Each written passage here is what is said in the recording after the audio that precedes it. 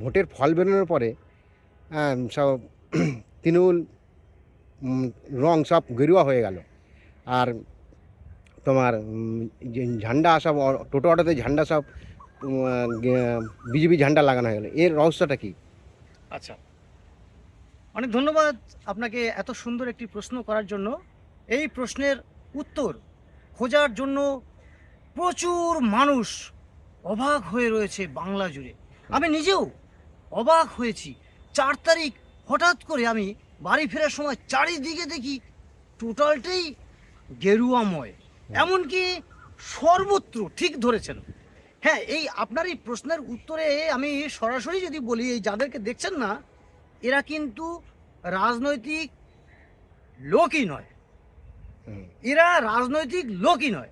হুম, এরা না ভালো করে তৃণমূল করেছে, না ভালো করে সিপিএম করেছে, না ভালো করে বিজেপি করেছে, না ভালো করে কংগ্রেস করেছে। এরা একেবারেই ধান্দাবাজে পরিপূর্ণ। আমি যদি এই বিগত দিনগুলোর কথা দেখি, আপনি একটা জিনিস মিলিয়ে নিন আমার কথা দিয়ে, যে আচ্ছা, তারা যদি এতটাই বিজেপিকে ভালোবাসতো, তাহলে ধরে নিলাম ঝান্ডাটা সে নিতে পারেনি, বা সে প্রকাশ্যে কোনো কিছু বলতে পারেনি, কিন্তু রাজ্য জুড়ে এত অন্যায় হয়েছিল সেটা তো বলতে পারতো। বা তারা কি কারণে এই পতাকাগুলি এখানে ওখানে ঘুরছে কেন, পরিষ্কার বুঝতে হবে কেন, কি কারণে। এরা এরা হচ্ছে এই যে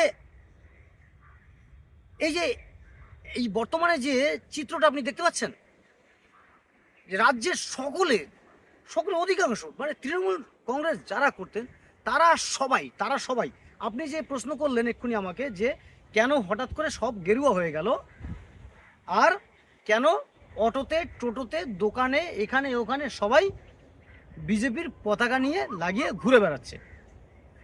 দলের পরিষ্কার নির্দেশ যে এগুলো করা যাবে না, কিন্তু এগুলো করেছিল, বাধ্য হয়ে দলকে বলতে হলো। এবার এদের যে অভ্যেস, এটা পশ্চিমবঙ্গের একটা রাজনৈতিক সংস্কৃতি বা অপসংস্কৃতি হিসেবে দীর্ঘদিন ধরে বাসা বেঁধেছিল, এবং সেই রূপে তারা ভেবেছে যে এগুলো তো দেখে এসেছি, এটাই সিস্টেম।